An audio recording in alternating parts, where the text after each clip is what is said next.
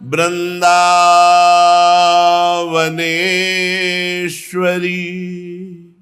तवैव पदारविंदम प्रेमामृतैक मकरंद रसौघ पूर्णम हृदयर्पितं मधुपते स्मरतापमुग्रं निर्वापयत् परम शीतलमाश्रयामि परम शीतल माश्रयामि।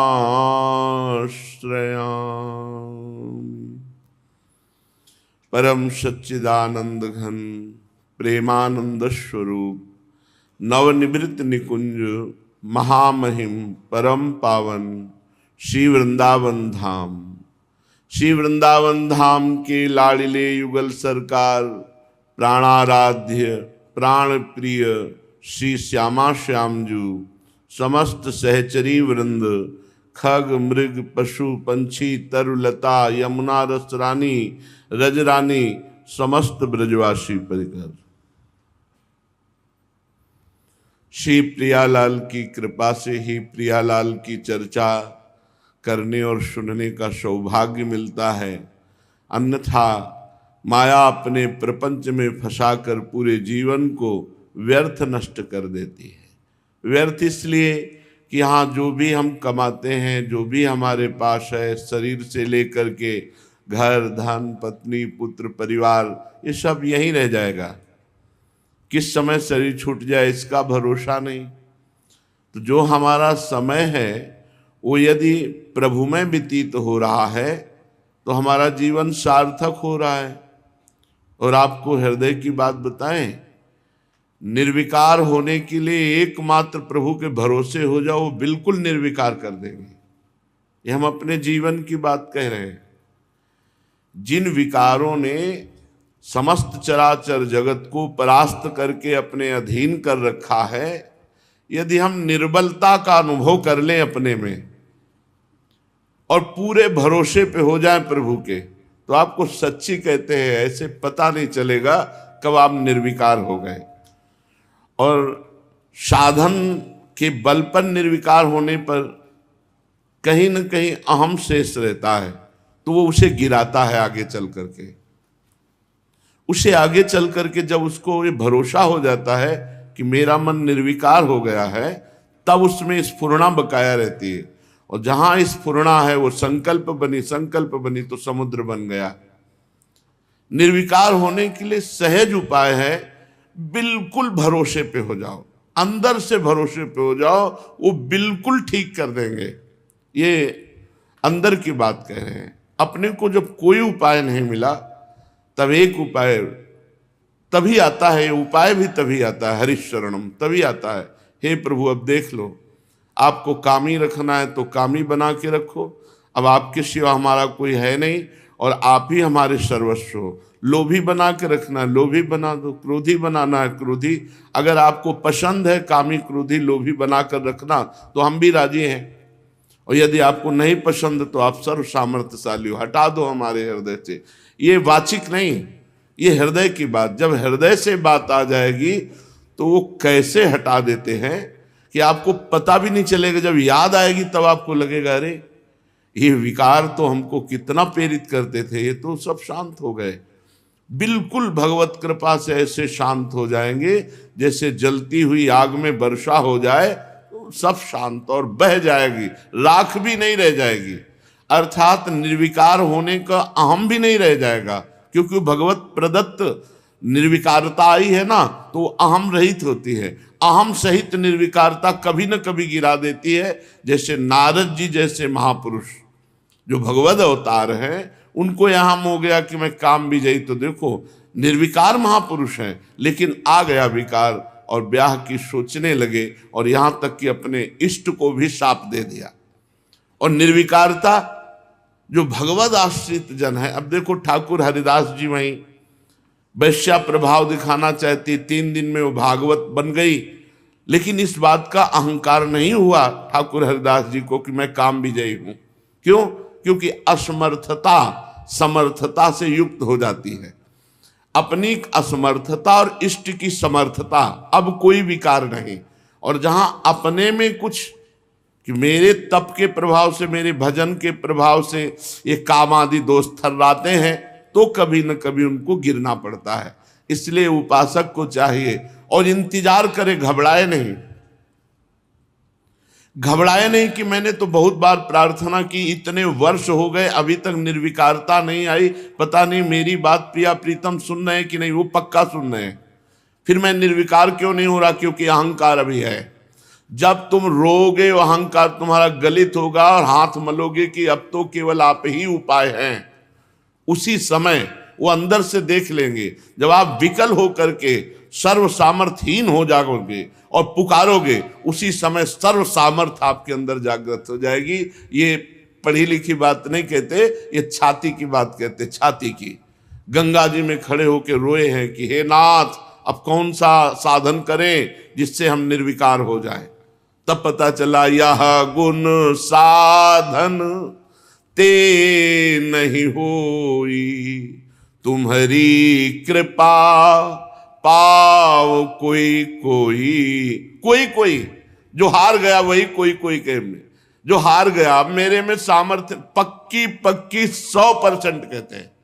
आप लोगों में कोई सामर्थ्यशाली हो तो बात अलग है, हम अपनी बात कहते हैं। सामर्थ्यहीन होकर के जब उनकी शरण में वास्तविक हृदय से देख लिया कि ये वाणी की बात नहीं, ये आप हृदय के अंतर्यामी हो, आप जानते हो प्रभु अब मेरे बनाए बिल्कुल न बनेगी, तो उन्होंने कहा मैं बना देता हूं। नहीं, अपने सामर्थ्य नहीं है, हर उपाय करके जीरो ही आया है, हर उपाय करके जीरो आया है, अर्थात कोई फल नहीं मिला।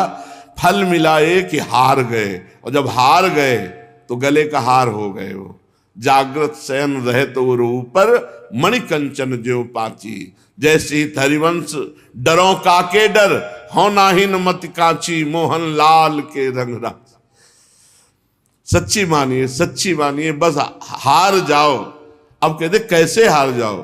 तो हारना भी वही सिखाएंगे, वो ऐसी परिस्थितियां ला देते। सच्ची मानिए, ये सब अंदर की, हम वही कहते हैं कि हम मन की पीएचडी किए, अंदर की बात पढ़ करके देखा, कुछ नहीं। इसका ऑन ऑफ उन्हीं के हाथ में है। जब तक अहम है तो रो चिल्लाओ, तुम्हारी बात ऑफ नहीं होगी। जो विकारों की है वो रहेंगे। तो लंबे समय तक, पूरे जीवन भर भरोसा न तोड़ना, हमारी प्रार्थना मानना, ये भरोसा न तोड़ना। और जैसी परिस्थिति है, मान लो हृदय जल रहा है, तो ये भी उसी का प्रोसेस है। वहां निर्विकार होने का ये भी उसी का प्रोसेस। प्रभु पे गुस्सा आ रही है, ये भी उसी का प्रोसेस है। वो आएगी। इतना समय रोते चिल्लाते, तुम्हें नहीं सुनाई दे रहा, हमारी हालत खराब होती है। बोले अभी खराब नहीं, और खराब होगी। कैसी हालत खराब हुई? ऐसी। अब गए प्रभु, अब देख लो, बस उसी समय ऑन हो जाओ। वो ऑन हुई कि आप दूसरों को निर्विकार कर देंगे। विश्वास कीजिए, आप दूसरों, आपका संकल्प दूसरों को निर्विकार कर देगा। ऐसी सामर्थ्य है हमारे प्रभु की। इसलिए सर्वतो भावेन उपासक बहुत काल तक प्रभु से प्रार्थना करता रहे, और बहुत काल तक परिणाम देखकर निराश ना होए। बहुत काल तक कोई परिणाम नहीं आ रहा, लेकिन आप परिणाम की तरफ पहुंच रहे हैं। वो सेकंड आने वाला है जो आपके जीवन का महामंगल मोद होगा। ये हम हृदय की बात कहते हैं कि कुछ बातें ऐसी होती हैं हृदय की जो अपने से नहीं संभलती है, केवल प्रभु संभालते, केवल प्रभु। वहां ज्ञान विज्ञान ये सब कुछ काम नहीं करता, वहां केवल प्रभु संभालते हैं। प्रभु ही प्रभु संभालते हैं, दूसरा कोई संभाल ही नहीं सकता है। इसलिए आप तो निश्चिंत रहें।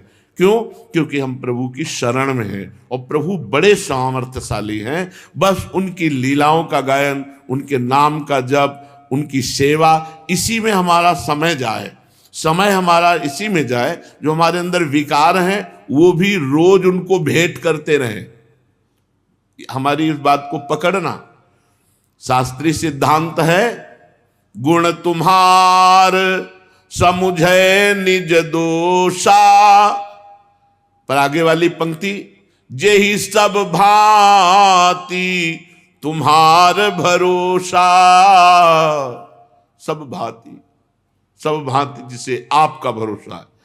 गुण तुम्हार समझे निज दोषा। अब हम दोष कमाया है, शाम तक तो मालिक को पेमेंट क्या देंगे? दोष ही देंगे, क्योंकि हम बिके हुए नौकर हैं। जो मेहनत करी वो शाम के आपके सामने, हमें कोई पेमेंट नहीं चाहिए। शाम के है तो हमारी दिन भर विकारमयी बात चली अंदर, और ये ले आप पूरा सुबह से अभी तक का ये पूरा का पूरा समय और पूरी की पूरी चेष्टा आप ले। महाराज इसमें तो बहुत विकार है, बहुत गंदगी है, तो वो केवल आपके पास है जिससे सफाई हो सकती है, हमारे पास नहीं है। आप सफाई करो, हम रोज ऐसे ही करके आपको समर्पित करेंगे। यदि आपको ये पसंद नहीं है तो कौन है ऐसा त्रिभुवन में जो आपकी इच्छा के विरुद्ध चल सके? तो मालिक आप संभाल लो, हमारे इस दोष को संभाल लो, नहीं हम दोष का भंडार आप ही के नाम लिखेंगे, क्योंकि आपके सिवा हमारा स्वामी कोई है नहीं, और हमारी सर्वस्व संपत्ति का अधिकार स्वामी पर है। तो हमारा कूड़ा करकट कमाया हुआ वो भी आपके नाम है। ऐसे समर्पित हुआ जाता, कुछ नहीं माना जाता। न लाज तीन लोकन की, न वेद को कहो करे। हम आपके हैं तो कहां जाएं? अगर हमारे पास कूड़ा करकट है तो वो भी आपका ही है। आपको नहीं पसंद है तो आप हटाओ हमारे हृदय से कूड़ा करकट, हमारी सामर्थ्य, ये सब काम, क्रोध, लोभ, मोह, मद, मत्सर, ये कूड़ा कर, पूरा भरोसा। आप देखेंगे कि आप चिंतन कर नहीं रहे हैं, आपसे चिंतन करवाया जा रहा है। ऐसा प्रगाढ़ चिंतन, भगवत चिंतन, जिसमें किसी भी तरह का कोई विक्षेप नहीं, कोई आवरण नहीं, सहज चिंतन, ये सब उनकी कृपा से हो जाएगा। पूर्ण शरणागत होने के लिए तैयारी रखो। शरणागति वो करवा लेंगे। कैसी? हम कह रहे हैं हे भगवान हम आपके हैं, और जा रहे हैं संसार की तरफ, तो इधर जब जाएंगे तो ऐसा थप्पड़ लगेगा कि अपने आप इधर मुड़ जाओगे। तो कहोगे भगवान के होके थप्पड़ क्यों लगा? क्योंकि इधर जाना था, तुम इधर जा रहे थे ना, तो हाथ जोड़ के सुनने वालों में हम हैं नहीं। ए भाई इधर मत जाओ, तो उधर ऐसी पिटाई होगी कि उस गली में नहीं जाओगे, इधर अपने आप चलना पड़ेगा। भगवत मार्ग में अपने आप चलना पड़ेगा। शाम विनय नीति, ये हमने बहुत करके देखी, मन नहीं मानता। दाम प्रलोभन दे करके कि अरे सच्चिदानंद सुख मिलेगा, ये भी नहीं मानता। भय नरक दिखा के, ये भी नहीं मानता। चौथी नीति मानता है दंड। शाम दाम भय दंड इसको चाहिए। जब बिना दंड के नहीं सुधरेगा तो वहां दंड पानी है, वो अपने आप सुधार लेंगे, और वो ऐसे हिसाब से मारेंगे कि मरोगे नहीं और सतमार्ग में चल दोगे।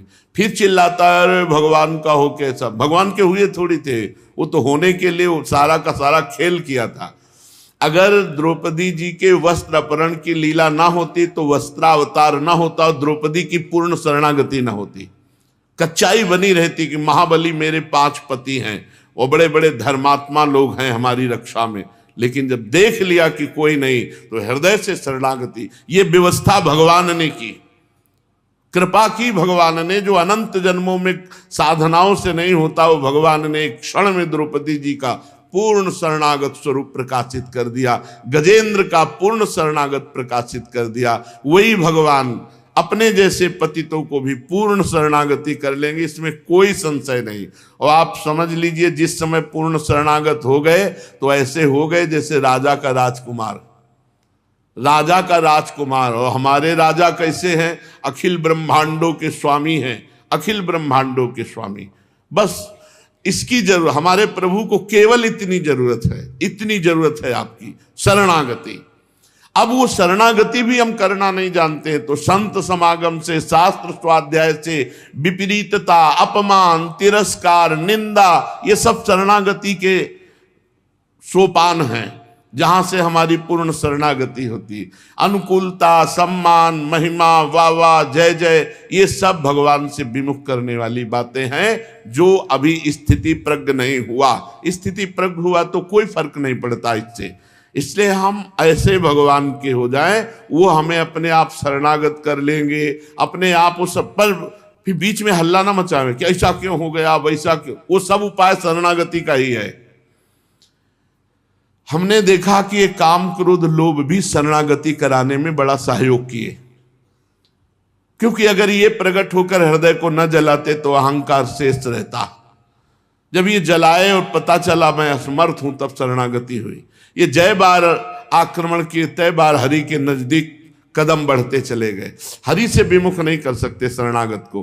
वो हर घटना, हर क्रिया, हर परिस्थिति भगवान की तरफ ही उसको ले जाती है, क्योंकि भगवान का जन है, भगवान का शरणागत है। जैसे बाहर बालक आनंद से खेल रहा है, लेकिन कोई भय आया तो माँ की गोद की तरफ भागता है, ऐसे ही शरणागत भले थोड़ी देर के लिए इस माया खेल में खेल रहा है, लेकिन जहां भय आया तो भागता है। हरिशरणम हरिशर। इसीलिए भगवान भय देते हैं, विपत्ति देते हैं, अपमान देते हैं कि अब इस संसार की जो मिठास है, सुख बुद्धि है, ये इसकी बदले। इसलिए भगवान देते हैं, क्योंकि कहते कि समझाने से, तो समझाने से शास्त्र समझा रहे, संत समझा रहे, समझ में आ रहा है क्या? नहीं। तो अब वो प्रक्रिया करेंगे, ऑपरेशन होगा। प्रक्रिया क्या? अपमान, तिरस्कार, प्रियजनों का वियोग, और जो तुम्हारी आस्था है बल की कि हमारे पास धन है, हमारे पास ये, वो सब हटा दिया। अब क्या बचा? हे हरि, आपकी सिवा कोई, अनंत जन्मों की बिगड़ी बना देते हैं।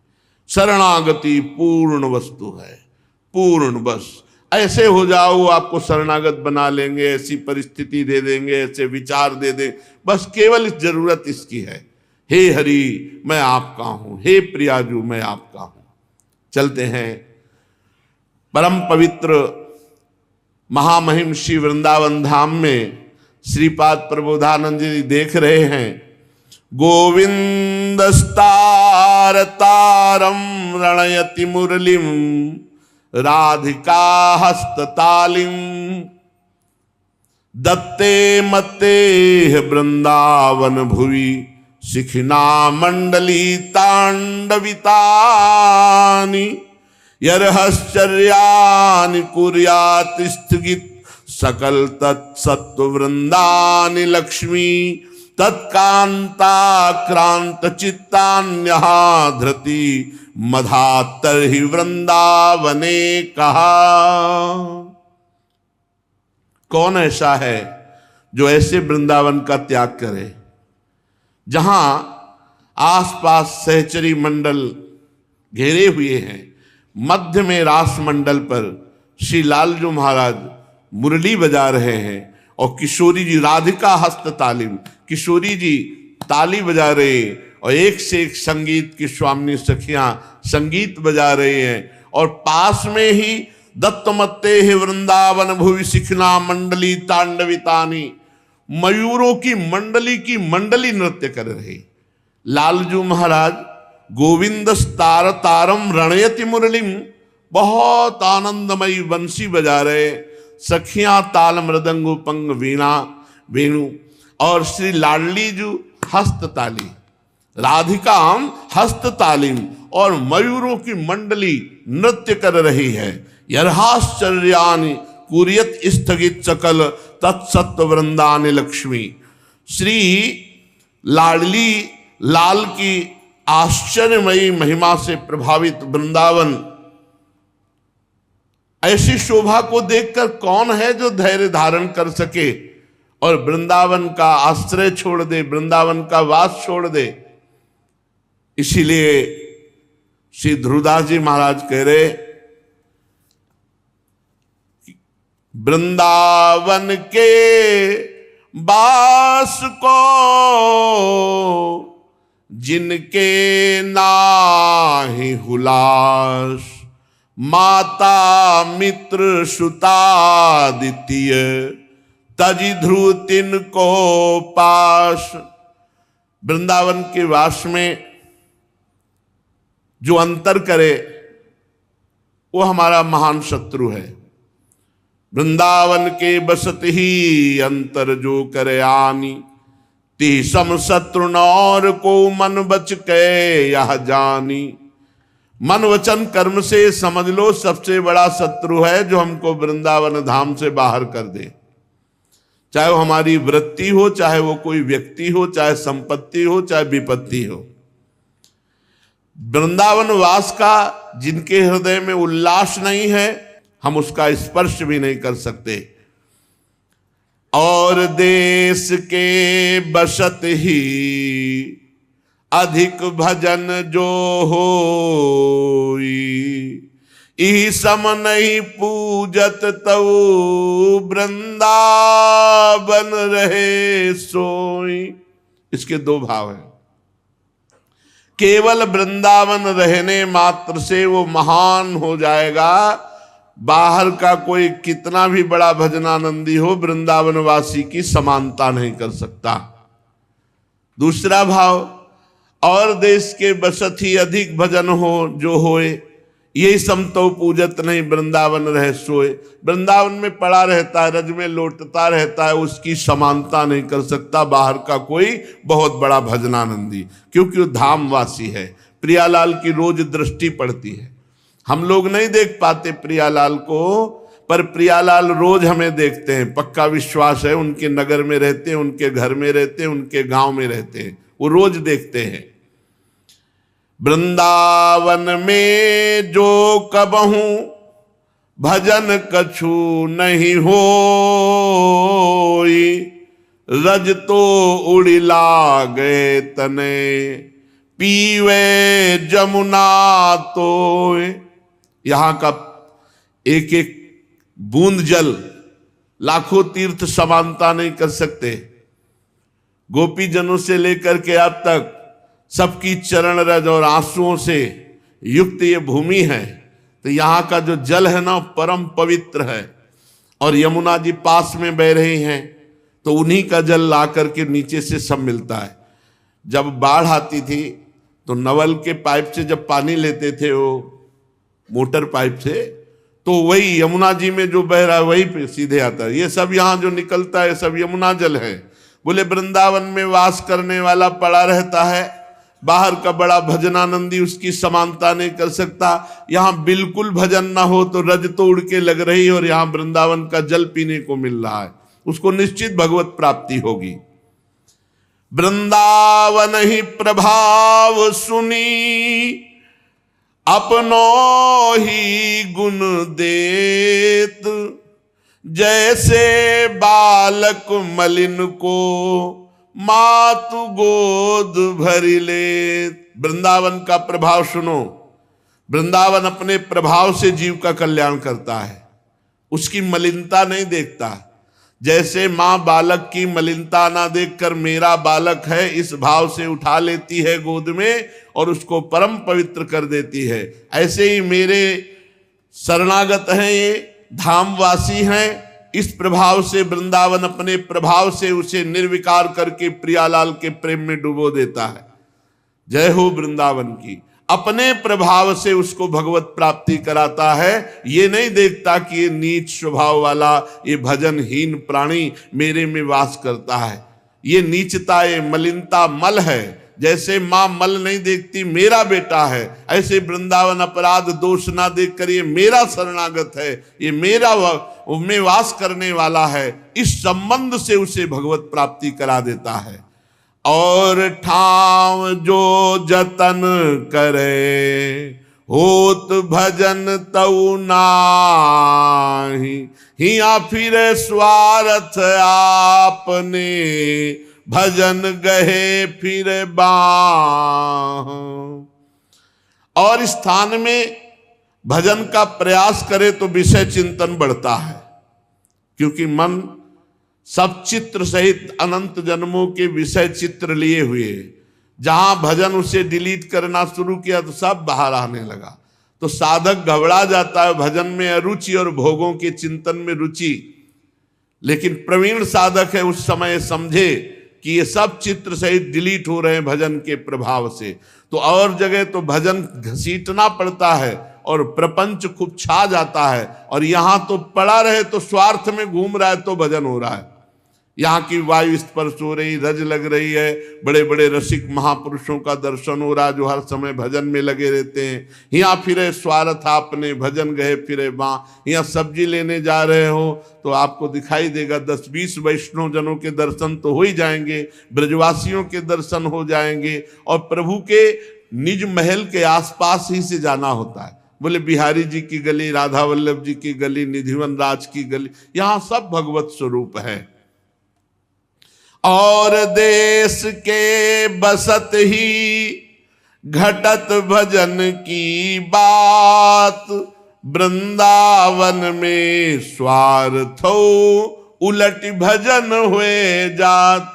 यहां स्वार्थ की कामना करके रहने वालों का भी भजन बन जाता है। चलो वृंदावन में हम वास करेंगे, हमसे भजन तो होना नहीं, वहां कोई काम कर लेंगे, बस बने रहेंगे, बस बने रहने मात्र से वो भक्त बन जाएगा, वैष्णव पदवी प्राप्त कर लेगा। कह रहे हैं यद्यपि सब अवगुण भर्यो, सब अवगुण भर्यो, तदपि करत तूई हित में वृंदा विपिन को कैसे दीजय पीठ। जो वृंदावन की महिमा सुन लिए और भगवान की कृपा से उन्हें वृंदावन वास का सौभाग्य मिला, तो चाहे जितना अवगुणी हो, बस एक बात पकड़ ले कि वृंदावन को मैं पीठ नहीं दूंगा, अर्थात वृंदावन की तरफ पीठ करके कभी बाहर नहीं जाऊंगा। धाम ब्रज 84 कोश यही हमारा जीवन, तो चाहे जितना अवगुणी हो वो भगवत प्राप्त हो जाएगा। ये धाम का प्रसाद है, ये धाम का प्रताप है, ये धाम का स्वभाव है। जो इसके अंतर्गत आ गया, धाम अपनी कृपा से उसे भजनानंदी बनाएगा, सत्संग दिलाएगा, भगवत प्राप्ति कराएगा। वृंदावन ते अनत ही जेतिक द्योष विहार, ते दिन लेखे जिन गनो वृथा अकारथ जात। वृंदावन से बाहर जितने दिन व्यतीत हो गए हे ब्रह्मा हमारे जीवन में, वो न लिखे जाएं, वो व्यर्थ गए, अकारथ गए, व्यर्थ गए। जीवन तो उन्हीं का धन्य है जो वृंदावन वास करके प्रिया प्रीतम की लीलाओं के गायन में, सेवा में, सुमिरन में मगन है। भजन रसमयी विपिन धर समुझ बसे जो कोई, प्रेम बीज ते ही खेत ते तब ही अंकुर होई। वैसे वृंदावन में अगर केवल प्रिया प्रीतम के प्रेम का लक्ष्य बना के रखा जाए अपने मन को, कि हमारा केवल लक्ष्य प्रिया प्रीतम का प्रेम प्राप्त हो, और वैसे ही रहनी से रहा जाए, तो बहुत जल्दी हृदय रूपी खेत में प्रेम बीज अंकुरित हो जाएगा। बीज तो बो दिया, श्री जी ने कृपा की, मनुष्य शरीर, धामवास, रसिकों का संग। यदि हमारा लक्ष्य बन जाए किसी जन्म में प्रिया प्रीतम को प्राप्त करना है, तो हमारे हृदय में जो गुरुदेव ने प्रेम बीज बो दिया, शरणागत मंत्र, निज मंत्र, राधा नाम, ये बहुत जल्दी प्रकाशित हो जाए। मंत्र सिद्ध मतलब निकुंज का पूरा वैभव प्रकाशित हो जाएगा आपकी दृष्टि में। प्रेम बीज ते खेत ते तब ही अंकुर होए। हृदय रूपी खेत में प्रेम बीज अंकुरित हो जाएगा यदि ये लक्ष्य बना लिया जाए कि इसी जन्म में प्रिया प्रीतम की प्राप्ति करनी है। हर समय भजन रसमयी जो हमें निज मंत्र मिला है, शरणागत मंत्र मिला है, खूब इसका जाप करें और लक्ष्य बना ले कि इसी जन्म में प्रिया प्रीतम की प्राप्ति करेंगे तो हृदय में प्रेम बीज अंकुरित हो जाए। चलते हैं श्रीमद् भागवत महापुराण।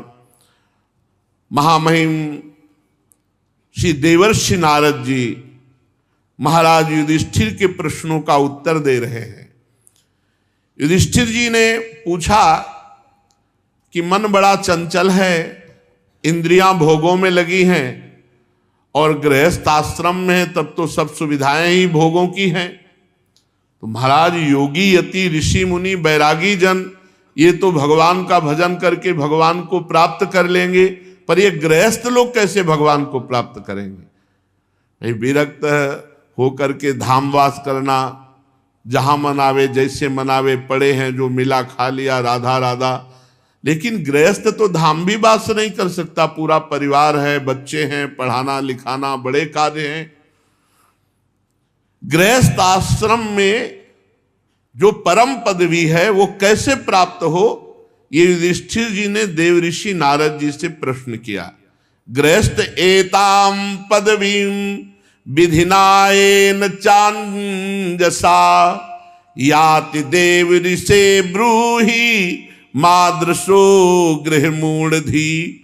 ये मूढ़ बुद्धि गृहस्थ स्त्री में आसक्त, पुत्र में आसक्त, धन में आसक्त, घर में आसक्त, इनको एताम पदवी, जो पदवी विरक्तों को मिलती है, बड़े भजनानंदियों को मिलती है, इन गृहस्थों को कैसे मिले जो मूढ़धि, मूढ़ता को प्राप्त, अर्थात स्त्री आसक्त, पुत्र आसक्त, गृह आसक्त, देह आसक्त, भोग आसक्त, ये सब मूढ़ता है। और मैंने ये किया, मैं ये करूंगा, मैं ऐसा कर सकता हूं, ये सब मूढ़ता है। अहंकार विमूढ़ात्मा करता हमिति मन्यते, इनको कैसे विरक्तों वाली पदवी प्राप्त हो। तो देवर्षि नारद जी कह रहे बहुत सुंदर उत्तर है, अगर गृहस्थ जन पकड़ ले तो बहुत आनंद पूर्वक भगवत प्राप्ति हो जाएगी। बहुत सुंदर, इसको जरूर पकड़िएगा। कह रहे गृहेष्वस्थितो राजन क्रिया कुर्वन् गृहोचिता वासुदेवार्पणम साक्षात उपासीत महामुनीन। बिल्कुल खुली बात कह दी। राजा युधिष्ठिर से कहा नारद जी ने कि गृहस्थ आश्रम बड़े आराम से सुख सुविधा से भगवत प्राप्ति कर सकता है। क्या करे? जो गृहस्थी के कार्य हैं उन सब कार्यों को वो भगवान श्री कृष्ण के चरणों में समर्पित कर दे। गृहेषु वस्थितो राजन क्रिया कुर्वन् गृहोचिताः।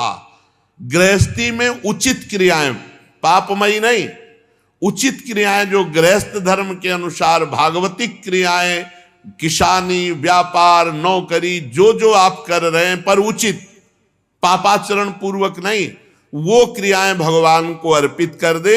और कह रहे हैं उपासित महामुनीन, जो तुम्हारे दरवाजे पे भगवत प्रेमी संत महात्मा आ जाए या उनके यहां जा करके, गृहस्थी में ये जरूर है कि अगर 4 रोटी आप कमाते हैं तो 1 रोटी की व्यवस्था ऐसी कीजिए जो गाय को है, पशु पक्षी को है, संत महात्मा को है, आप दे सके।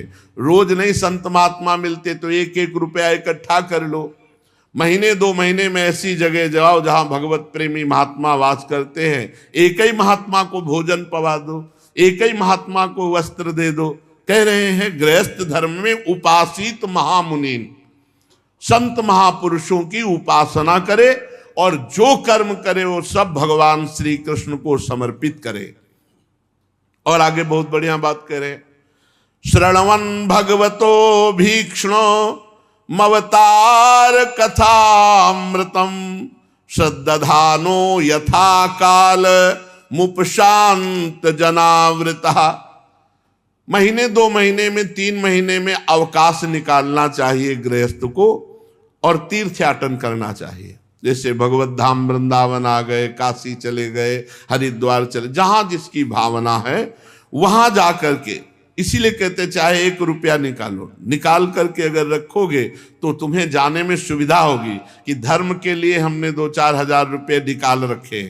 अवकाश मिलने पर तीर्थों की यात्रा करें और वहां 1-2 दिन वास करें।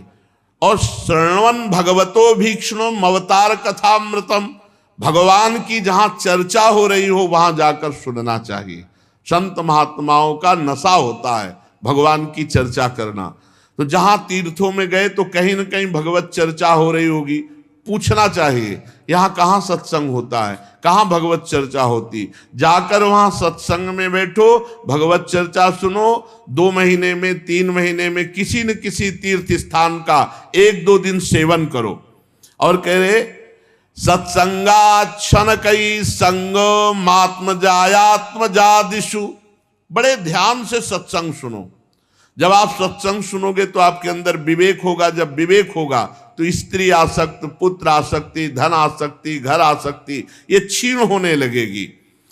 शरीर में, स्त्री में, पुत्र में, धन में जो आसक्ति है वो सत्संग से, सुने हुए विवेक से धीरे धीरे छूटती जाती है और एक दिन उसे निश्चय हो जाता है कि सब कुछ छूट जाएगा, तो उसके हृदय में लक्ष्य बन जाता है भगवत प्राप्ति। देवर्षि नारद जी ने उपाय बताया, जो भी कर्म करते हो पवित्र कर्म करो, भगवान को समर्पित करो। संत महापुरुषों की सेवा करना गृहस्थ का परम धर्म है। आपके पास बिल्कुल नहीं है, कुछ नहीं है, तो एक दिन का भोजन छोड़ दीजिए, उपवास कर लीजिए, आप किसी संत को पवा दीजिए। 2-4 महीने में इतना अर्थ एकत्रित कर लीजिए कि आप समीप के तीर्थ स्थान में जा सके और वहां भगवत चर्चा सुने, सत्संग सुने। सत्संग से विवेक उत्पन्न होता है और विवेक से घर परिवार की आसक्ति नष्ट होती है और आसक्ति क्षीण होने पर यह दृढ़ निश्चय होने लगता है कि सब कुछ छूट जाएगा, तो जीवन का परम लक्ष्य है भगवत प्राप्ति। बुद्धिमान पुरुष को आवश्यकता के अनुसार ही घर और शरीर और परिवार का सेवन करना चाहिए। बाहर से खूब प्रेम वाला व्यवहार करे, वो अंदर से भगवान का नाम जप करे, भगवान से प्रेम करे, सोचता रहे कि पता नहीं किस समय पुत्र चला जाएगा या पत्नी चली जाएगी, क्योंकि ये सब नियत समय के लिए इस मृत्यु लोक में आए हुए हैं। अंदर से भगवान का नाम जप करे और बाहर से सबसे व्यवहार ऐसा करे जैसे बहुत प्रेमी आदमी है, और अंदर से किसी से प्रेम ना करे, अंदर से एकमात्र भगवान से प्रेम करे। बाहर साधारण पुरुष जैसा व्यवहार रखे और अंदर से असाधारण भक्ति का भाव रखे। माता पिता, भाई बंधु, पुत्र मित्र, जाति वाले, रिश्तेदार, नातेदार, ये सबसे प्रेम करे, ममता किसी से ना करे। प्रेम भगवत स्वरूप में, सब में भगवान है, इस भाव से प्रेम करे, ममता किसी से न करे। भीतर ममता न रहने दे, ममता का अनुमोदन न करे। बुद्धिमान पुरुष वर्षा आदि के द्वारा होने वाले अन्न आदि से, पृथ्वी से उत्पन्न होने वाले स्वर्ण आदि से, अकस्मात प्राप्त होने वाले द्रव्य आदि से और सब प्रकार से जो धन वस्तुएं हैं, ये माने कि मेरे भगवान ने मुझे सेवा के लिए दिया है। परिवार की सेवा, संत सेवा, तीर्थ यात्रा, सत्संग श्रवण, प्रारब्ध के अनुसार जो तुम्हें मिला उसी में राजी रहो। अरबपति बनने की चिंता मत करो, नहीं तो परेशान हो जाओगे, अधर्म में रति हो जाएगी और आपका चैन, शांति ये सब खो जाएगा। जितना प्रभु ने दिया है उतने में ही हमारा काम चल जाए। जथा लाभ संतोष सदा काहू सो कछु न चाहोंगो। ऐसे गृहस्थ को भगवत प्राप्ति हो जाती है। कैसे गृहस्थ को? जितना दिया है उतने में संतुष्ट है, जो कर्म करता है भगवान को अर्पित करता है, नाम जप करते हुए माता पिता परिवार की सेवा करता है और कुछ अर्थ एकत्रित करता रहता है। 2-4 महीने में तीर्थ यात्रा, धाम यात्रा, सत्संग आदि श्रवण करके भगवान के नाम में जीवन को समर्पित कर दिया, वो भगवत प्राप्त हो जाता है। मनुष्य को विचार करना चाहिए कि उसका अधिकार केवल उतना ही जितना खाता है, जितने पे सो रहा है उतने पे। बहुत बहुत धनी बनने की चिंता न करे। लोग जितना है उस पे संतुष्ट नहीं है, इसीलिए अशांत हैं, चिंतित हैं, इसीलिए अधर्माचरण पापाचरण बन जाता है। जो ये विचार करता है कि मेरे पास सारी वस्तुएं सेवा के लिए हैं, जितना धन दिया, जितनी वस्तुएं हैं वो पर उपकार के लिए है, सेवा के लिए। अपने शरीर की भी सेवा, शरीर संबंधियों की सेवा और अन्य जनों की सेवा, इसी सेवा रूपी परम धर्म से गृहस्थ भगवान को प्राप्त करता है। मनुष्य जब अधिकार से अधिक भोगने की चेष्टा करता है तब पाप कर्म बनता है। हरिन, ऊंट, गधा, बंदर, चूहा, रेंगने वाले सांप, पक्षी, मधुमक्खी, ये जितने जीव हैं इनका कभी अहित ना करे, इनको कभी मारे ना। अरे सांप है, अरे ये है, नहीं। इनका स्वभाव भगवान ने रचा है, ये प्रकृति में उद्दंडता करेंगे। जैसे बंदर है वो अपने तो आप उसको मारिए मत, आप उसको पीड़ा मत पहुंचाइए, हटा दीजिए। ऐसे सांप है, बिच्छू है, छिपकली है, इनको हटा दीजिए। मच्छर है, हटा दीजिए। आप मच्छर वाली जाली लगा के सो जाइए, लेकिन मारिए मत। शास्त्र आज्ञा करता है कि गृहस्थ धर्म में इन जीवों को मारे नहीं। और प्रायः लोग मारते हैं, अपराध कर देते हैं। पता नहीं कौन जीव कर्म के अनुसार सांप बना है, आप उसे मार दिए तो वो कर्म सहित पाप तुम्हारे ऊपर लगेगा, भोगोगे फिर। ऐसे बहुत जीवों की हत्या लोग करते रहते हैं, देखते ही मार देते हैं। अरे कौन सा महात्मा किस रूप में रह रहा, अपने कर्म का भोग भोग रहा है, आप उसे मार दिए देख करके। तो अपने जीवन में गृहस्थ आश्रम में ये सब जीव उनके आसपास रहते हैं। अब जैसे खेत में काम करे, सांप निकल आया, बिच्छू निकल आई, बिस्खापर निकल आई, अब खेत में नुकसान पहुंचा रहे, चूहा है, बंदर है, बहुत से ऐसे जीव हैं। तो जो तुम पाप कर्म खेती में हो जाते हैं, जैसे हल जोत रहे हैं, फावड़ा चला रहे हैं, जीव कट जाते हैं, तो ये जो जीव नुकसान करते हैं उससे सारे पाप नष्ट हो जाते हैं। हम हटा दें, किसी जीव को मारे ना, ये सावधानी बता रहे हैं गृहस्थ धर्म के लिए।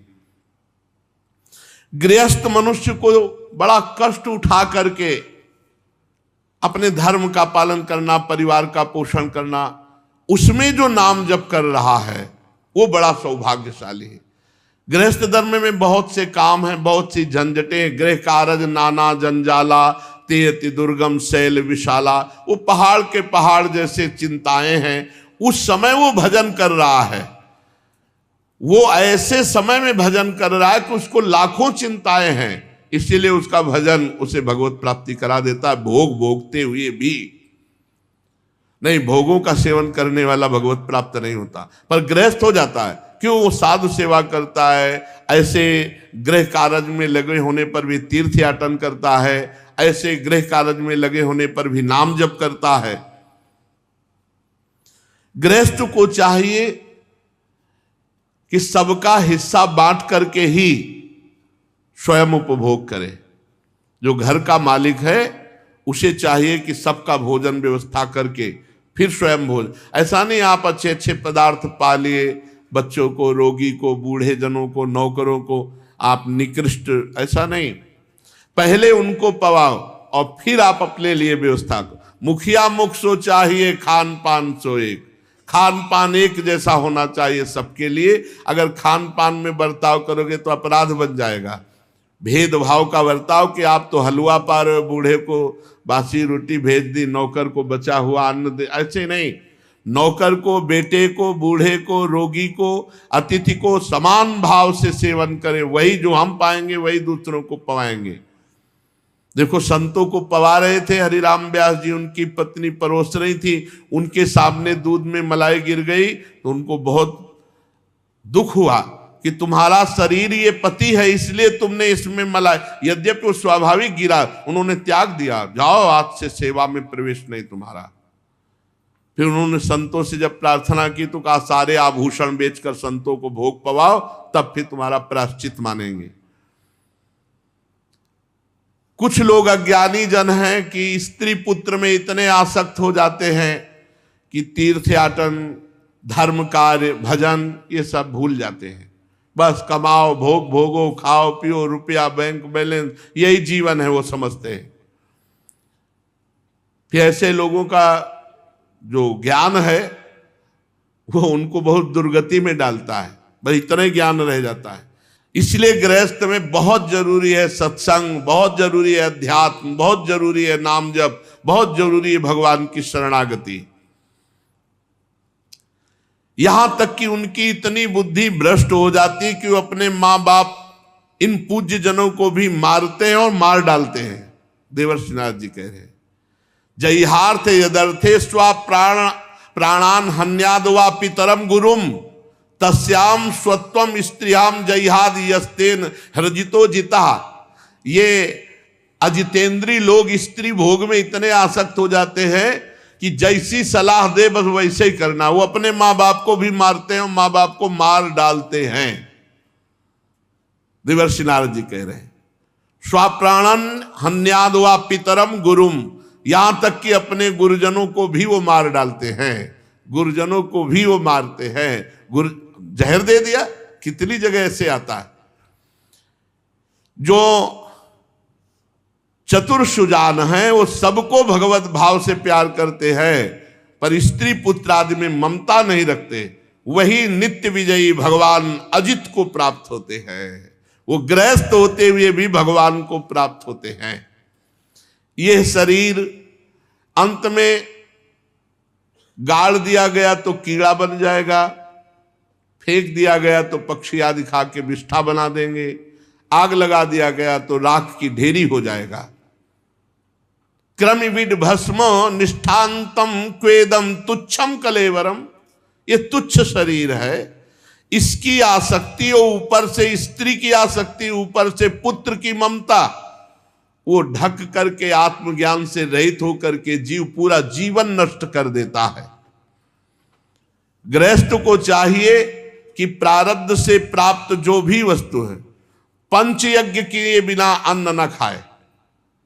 चलो हम कह रहे हैं तुम्हें ज्ञान नहीं है हवन करने का, तो एक रोटी गाय को निकाल दो, एक रोटी में कौवा चिड़िया आदि को पवा दो, 5 ऐसे आहुति के लिए 5 कवल निकाल करके जरा सा घी और चीनी लगा करके आग में भगवान का नाम लेते हुए ही अर्पित कर दो। अग्नि भगवान का स्वरूप है, तभी तो सब पवित्र। अस्पताल में केवल डॉक्टर बैठे रहते थे, जब स्कूल जाते थे तो देखते थे वो हाथ वाला पंखा नौकर कर रहा है अच्छे से, और वो कुर्सी में बैठे हुए हैं, कोई मरीज नहीं दिखाई देता था। सरकारी अस्पताल रास्ते में पड़ता था। और अब तो अस्पताल में आप चले जाइए तो बाजार सी लगी, भीड़ ही भीड़ लगी। क्यों? क्योंकि सब धर्म विरुद्ध आहार विहार आचरण तो शरीर रोग ग्रसित। पंच यज्ञ किए बिना जो पाता है वो पाप पाता है। अन्न गीता जी में भी भगवान ने कहा जो मेरे को अर्पित नहीं करता वो पाप पाता है। कौन रोज गाय को रोटी निकालता है, कौन पक्षियों को डालता है, कौन 5 आहुति अग्नि में करता है, कौन अतिथि को पवाता है, कौन संत महात्माओं की तरफ, जो ऐसा करता है वो धर्मात्मा है। जो नाम जप करता है और ऐसे आचरण करता है भगवान को प्राप्त होता है। जो बुद्धिमान पुरुष हो उसे ये जरूर करना चाहिए। रोटी बने तो पहले गाय को निकालो, भगवान को भोग लगाओ, अग्नि देवता में 5 आहुति करो, कौवा चिड़िया कुत्ता इनके लिए निकाल दो। ये अधिकार है गृहस्थ का, इसको करना पड़ता है, नहीं तो पाप होता है वो अन्न जो बिना अर्पित किए पाया जाए। गृहस्थ आश्रम को चाहिए कि देवता ऋषि मनुष्य पितर इनको अर्पित करे, क्योंकि अधिकार है गृहस्थी में। बिना इनका पूजन किए वो आत्म तत्व को कैसे प्राप्त होगा। प्रतिदिन देवताओं का पूजन करे। कोई ऐसा गांव में नहीं था जो जल न चढ़ाता हो सूर्य भगवान को, नहा धो के सब कुछ नहीं आता तो जय सूरज भगवान ऐसे जल चढ़ा रहे। हाँ, अब जल क्या चढ़ावे, 9 बजे तक तो सो रहे हैं, सूरज भगवान देख रहे, सो रहे हैं, सो क्या रहे, अपने जीवन को खो रहे हैं। ये बहुत गलत चल गया है, बहुत गलत। गांव में प्रभात फेरी 4 बजे होती थी भैया, 4 बजे 10-20 लोग गांव के नाम कीर्तन करते हुए, ढोल बजाते हुए सब जग जाते थे। कितना पवित्र था। शाम के टिम टिम टिम दीपक या लालटेन जल रही, उसी में रामायण हो रही, 10-20 बूढ़े लोग बैठे, अपने लोगों को सबको बैठा ला जाए, चलो रामायण हो रही, बैठो चल के, श्री राम जय जय राम कीर्तन करवाए, 5-10 मिनट रामायण हुई, भागवत हुई, कितने बढ़िया मंगल में। अब तो मोबाइल से फुर्सत नहीं है, तो कीर्तन कब करें और कब पाठ करें, मोबाइल में सब कुछ है। देवता महात्मा ऋषिगण और अन्य जीवों की उपासना करना ये गृहस्थ के लिए परम कर्तव्य है। दरवाजे में निकले, देखे कोई अतिथि तो नहीं, कोई संत महात्मा तो नहीं, गाय कुत्ता चिड़िया पशु पक्षियों के लिए अन्न निकाल दिया। फिर अपने अधिकार के अनुसार यदि यज्ञ के बाद प्रसाद पाया जाए तो यज्ञ भोक्ता भगवान तृप्त होते हैं उससे। घर में तो पहली रोटी तो गाय के लिए ही बनती ही थी। दूसरी भोग की थाल वो बन करके रखी रहती थी, बाद में पवाई जाती थी। पहले ठाकुर जी को भोग लगेगा, फिर बाद में गाय को जाएगा। फिर उसमें से एक रोटी के टुकड़े करके छप्पर छत में डाल दिए जाते थे कि कौआ चिड़िया, और रोज आ जाते थे। उनका नियम था, अगर लेट हो जाए तो काव काव करने लगते थे, क्योंकि वो सब भगवत स्वरूप है। युधिष्ठिर वैसे तो समस्त प्राणी भगवान के ही स्वरूप है, परंतु भगवत भक्तों के मुख में, ब्रह्म ऋषियों के मुख में अर्पित किया हुआ जो अन्न है वो साक्षात भगवान पाते हैं, किसी संत महात्मा भगवान के भक्त को। पर अब तो बहुत विचित्र है, संत महात्मा मिलना बहुत कठिन है। आज मतलब सांप्रदायिक आचार्य परंपरा से मंत्र दीक्षा, वैष्णव या सन्यास बड़े विचित्र, कहीं कोई बिरला ही मिलता है, नहीं तो अब जो मन आवे जो करे। कोई टकसाल तो है नहीं, जो पूज्य श्री गोरेदाव जी के भी महाराज जी आए तो वो यही कहते कि बाबा टकसाल तो है नहीं कि अब पूछी जाए, और पूछी जाए तो उनमें सैकड़ों में से ऐसे दो चार निकलेंगे। जैसे काशी में था तो टकसाल पूछी जाती थी, तुम्हारा योग क्या है, योग पट क्या है, तुम्हारा प्रेम पट क्या है। अब योग पट प्रेम पट सच्चा साधु तो सिखाया जाता है, गुरु परंपरा से दिया। सन्यास में तुम्हारा आश्रम कौन सा है, तो असली है तो उसमें सरस्वती, नंद, तीर्थ आश्रम, ये चार सन्यासियों के है। तो आपका मठ कौन सा है, तो जैसे अपने लोगों का था शारदा मठ, तो आपका गुरु परंपरा का इष्ट देव कौन है, आपकी देवी कौन है, पूरा जहां पूछा पूरा हिसाब। तो किसी के आगे भी संत है, लड़का बच्चा नाती पनाती सब पूरे हैं और संत। हम मानते हैं कि भगवत भक्ति कोई भी कर सकता है, साधुता के लक्षण कोई भी धारण कर सकता है, लेकिन वैराग्य निवृत्ति मार्ग पर छाप नहीं लिख सकते आप। उसके लिए एक मर्यादा है। अब तो कुछ भी नहीं, पैजामा कुर्ता और बहुत बड़ा संत, उसके आगे भी लिखा हुआ संत, और पैजामा कुर्ता है, लड़का बच्चा है, मेहरिया लड़का बच्चा है, सब व्यवस्था है। बड़ी विचित्र भगवान की कलयुग की गति है, कोई भी लिख सकता है। तो ये जो भगवान के प्रिय, हम इसीलिए इसमें बोलना पड़ा कि कह रहे कि यद्यपि भगवान सब में विराजमान, पर जब संतों को पवाओ तो सीधे भगवान पाते हैं। बहुत बहुत विचित्र, बहुत एक तो बहुत तरह की ऐसी मिलावटी हो गई है जिससे ये पता चलना मुश्किल कि कौन वैष्णव है, कौन बनावटी है, कौन सत्य सज्जन। भगवान से प्रार्थना करे कि मुझे संतों की सेवा करने का अवसर दे, तो वो संत से मिला देंगे, क्योंकि भगवान ही संत को, भगवान ने स्वयं कहा सातों सब मोहिमय जग देखा और मोते अधिक संत कर लिखा। जैसे इसमें लिखा है सब में भगवान है, पर संतों में विशेष। भगवान को पवाना तो संतों को पवाओ। ऐसे भगवान सबरी जी के सामने सातवीं भक्ति कह रहे सातों सब मोहिमय जग देखा और मोते अधिक संत कर लेखा, मेरे से भी अधिक। तो जैसी संतों को, वैष्णव जनों को, ब्रह्म ऋषियों को पवाने में से भगवान को तृप्ति होती है, वैसी अग्नि में स्वाहा करने से नहीं होती।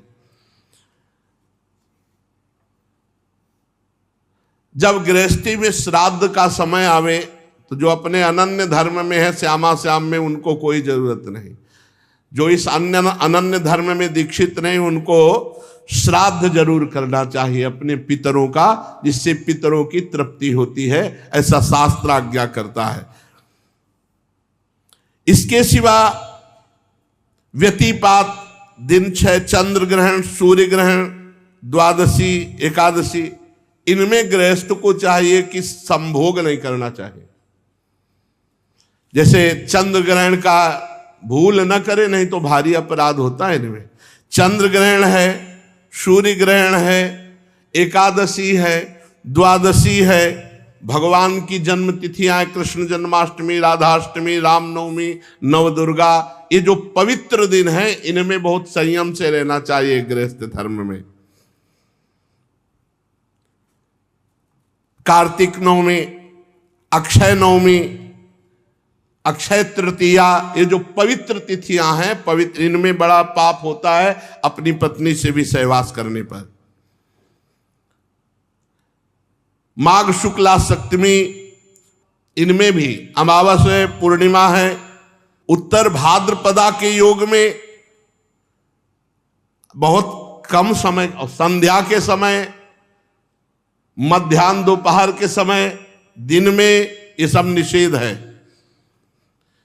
इन अवसरों पर पूरी शक्ति लगा करके व्रत रहे, नियम से रहे, संयम से रहे, भजन बढ़ावे गृहस्थी धर्म में,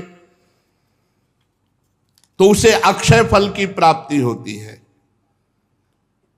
ये जैसे गलत समय में गर्भाधान हो जाए तो फिर बहुत दुष्ट बालक पैदा होते जो पूरे जीवन भर क्लेश देते रहे, या फिर अंग भंग पैदा होंगे जैसे चंद्र ग्रहण, सूर्य ग्रहण के ऐसे पवित्र समय में जो अनजाने हैं, अज्ञानी हैं, जिनको ज्ञान नहीं है, ऐसा गलती कर बैठते हैं।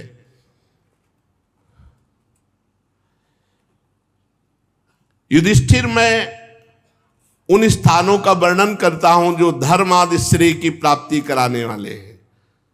सबसे पवित्र देश वह है जिसमें कोई भगवान का भक्त रहता है। पवित्र स्थान कौन है? बोले जिस नगर में, जिस क्षेत्र में कोई भगवान का भक्त, कोई संत महात्मा रहता है, वो पवित्र है। एक नगर में अगर एक संत है तो पवित्र है। तो सोचो, धाम है, यहाँ तो सभी संत हैं, यहाँ असंत कौन हो सकता है? वैष्णव धाम है, भगवान कृपा करके ही यहां तो बुलाते हैं। और दान सतपात्र को देना चाहिए, अपात्र को दिया हुआ दान दुर्गति करवा सकता है। इसलिए भोजन तो किसी को भी दे सकते हैं, ठंडी में कांप रहा है वस्त्र दे सकते हैं, लेकिन रुपया बहुत होश से दो, जहां देने से पता है कि ठीक जगह प्रयोग किया जाएगा। अगर वो रुपया लेकर गलत जगह प्रयोग करता है, शराब पीता है, तो अपात्र को आपने दान दे दिया, बहुत संभल करके। सबसे बड़े पात्र है श्री भगवान, भगवान को अर्पित करें। लो, आपकी वस्तु आपको है, अब दुरुपयोग करे तो आप देखो, आप जानो, आप संभालो। और वैसे संत जन यही करते हैं कि भगवान के सामने रखवाते हैं, रखो श्री जी के सामने, वो इस सतपात्र है। चराचर जगत उन्हीं का है।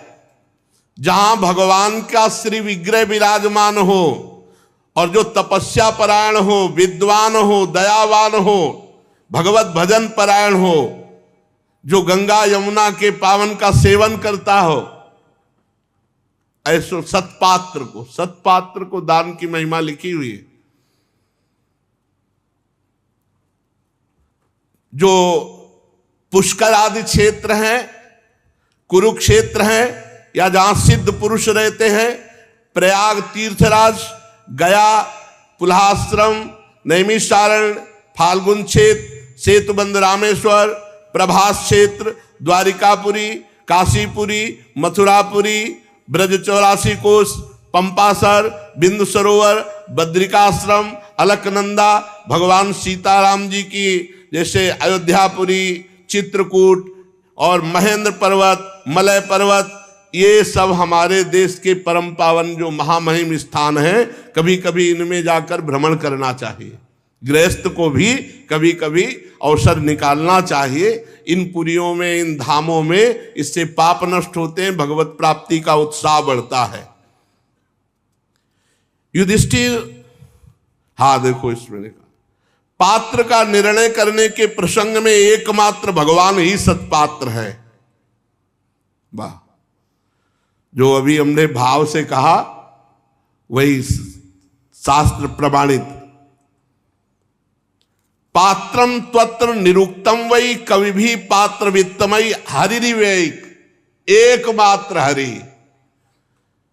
तो जो हरि में स्थित है, हरि चिंतन परायण है, या हरि का श्री विग्रह है, वही सतपात्र है। क्योंकि जो हरि का चिंतन करता है वो कोई नशा नहीं करेगा, गलत जगह प्रयोग नहीं करेगा और डर रहेगा। ऐसा नहीं कि तुम्हें धन मिल गया तो तुम्हारा हो गया, नहीं, सिर्फ मुनीम हो तुम, सही जगह खर्चा करो, नहीं तो तुम नरक जाओगे। सही जगह, अर्थ ये गृहस्थों का अर्थ ऐसा नहीं कि ले लिया तो बस हो गया, नहीं, दुर्गति हो जाएगी। जिस हेतु से मिला है उसी हेतु में खर्चा होना चाहिए, नहीं मत लो।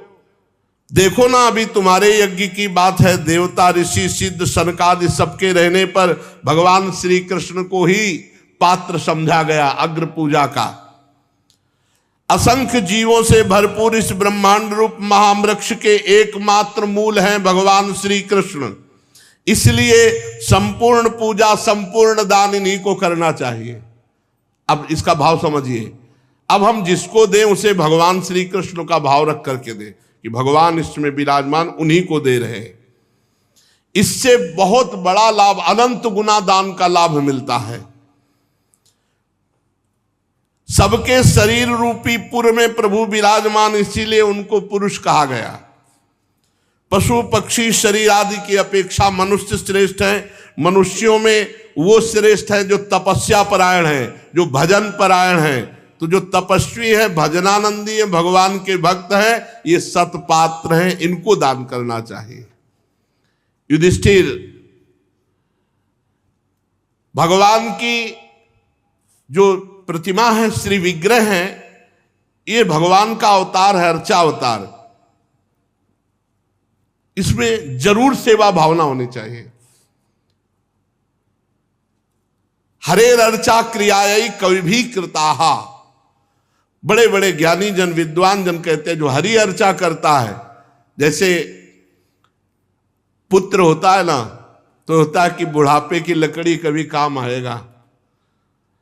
ऐसे ही हमारे अर्चा विग्रह भगवान, जिसके कोई नहीं है और भगवान की सेवा करता है, तो अंत समय भगवान कोई न कोई रूप लेकर आते हैं, उसकी सेवा करते हैं और भगवत प्राप्ति कराते हैं। अर्चा विग्रह जरूर रखना चाहिए, ठाकुर सेवा जरूर रखनी चाहिए, जरूर ठाकुर सेवा जरूर होनी चाहिए, सबके पास होनी चाहिए। हमारा जीवन जब तक है तब तक हम करेंगे, नहीं तो हम पड़े पड़े केवल आपको देखेंगे।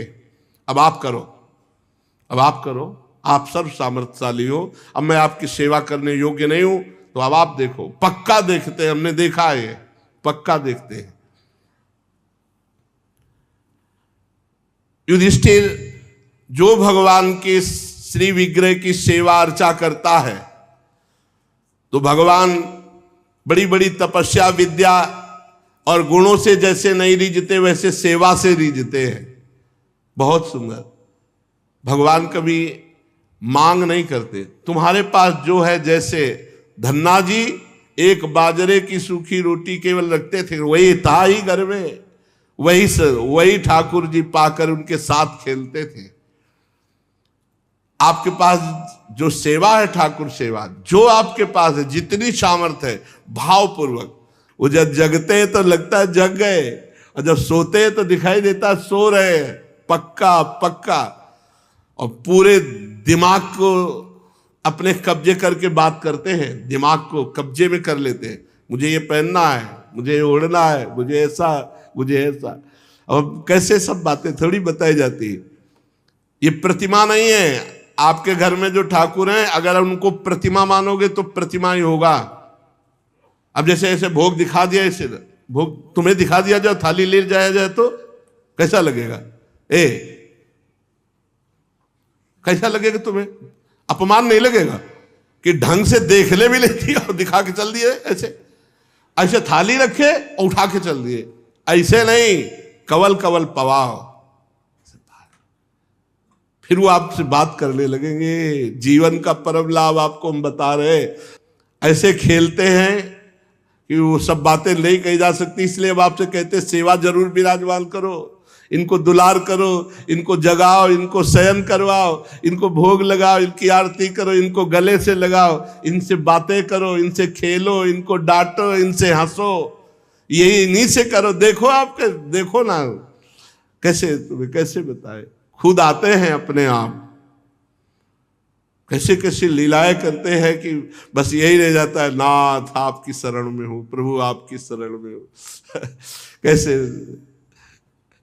अरे आपको कैसे बताए, रात में बैठ जाओ, रोते रहो उनकी झांकी देख करके, कैसे वो सो रहे लाडले। जिंदगी में कभी ये सब तो देखने को नहीं मिला ना। तो ऐसा दुलार आता है कि जैसे माँ को अपने बच्चे पे दुलार नहीं आता है, ऐसे दुलार आता है जब आप अपने श्री ठाकुर जी को दुलार करते हैं, ठाकुर जी को हाँ, जीवन का यही लाभ कि आप एकांत में बैठे सोच रहे हैं कि आज ठाकुर को क्या पहना है, आज क्या पवाए। आपको सच्ची कहते हैं, ये वृंदावन धाम है, ये केवल प्यार दुलार से हमारे ठाकुर जी रिझते हैं, प्यार दुलार। यहाँ बड़े बड़े तपस्वियों का जहाँ प्रवेश नहीं है, वहाँ जरा सा आप प्यार दुलार, पत्रम पुष्पम फलम तोयम, जरा सा कितना सुख मिलता है जब एक गिलास में मलाईदार बढ़िया दूध केसर पड़ा हुआ और आप उनके मुख में लगा रहे और भाव कर रहे हैं, हमारी प्रिया जो, हमारे लाल जो दूध पी रहे हैं, और फिर आप गोद में लेकर एक एक को शयन करा रहे, फिर चरण चाप रहे, फिर आप उठा रहे हैं, और रात्रि में कई बार उठकर जब देख रहे हैं कि अपने लाडले कैसे शयन कर।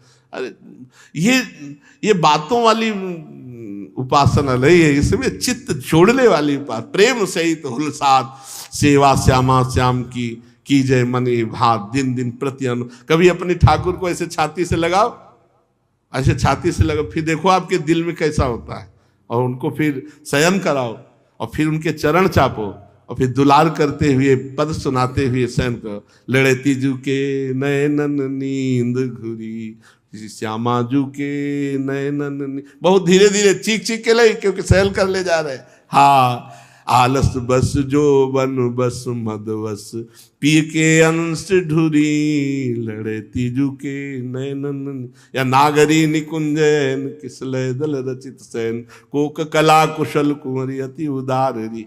अब जब उठा रहे हैं, हमारे लाडले कैसे बड़े भाव से उठा रहे हैं, भोग लगा रहे। अब जैसे सत्संग सुनने आना है और आपके ठाकुर शयन कर रहे हैं, फौरन उठाओ, कुछ पवाओ, दूध फिर शयन कर जाओ। 8 बजे आएंगे, 9 बजे आएंगे, फिर हम आपसे मिलेंगे, फिर उनको उठाओ, फिर स्नान करो। हमको पीड़ा होनी चाहिए कि रात्रि के 7 बजे से सुबह 8 बजे तक कुछ भोग ही नहीं लगाया। नहीं नहीं नहीं, कुछ ना कुछ लगाओ, कुछ लड्डू, कुछ पेड़ा ऐसे रखो, जल रखो, एक कटोरी 2 पेड़ा पवाए, फिर सो जाओ। अब हम सत्संग सुन के आएंगे, तब आपको स्नान कराएंगे, तब फिर भोग। ऐसे प्यार से यहाँ कह रहे हैं कि अन्य युगों में जैसे त्रेता युग आदि है, उनमें खूब भजन की, ध्यान की प्रधानता थी। अब इस समय सेवा की प्रधानता, नाम जप करते, बहुत जल्दी ठाकुर रिझ जाते सेवा से, बहुत जल्द। और ये मत समझो कि आपकी सेवा स्वीकृत हो रही कि नहीं, कि हमने जल पिलाया, ठाकुर जी ने तो पिया नहीं, हमने भोग लगाया, ठाकुर पूरा का पूरा वो पाते हैं, पूरा का पूरा। तो अपने जो ठाकुर हैं ऐसे ही आप भाव से करो, यही आपको ले जाएंगे और इन्हीं के साथ रहना है। ये विग्रह रूप जो है ना, करो सेवा थोड़े दिन, फिर देखो ये कितने सुंदर है, इनका जो रूप प्रकाशित होता है ना, पूछो मत। बस हम तो इतना आपसे कहते हैं, भगवान की शरण में रहो, खूब नाम जप करो, और रात दिन इनके सेवक बन के रहो।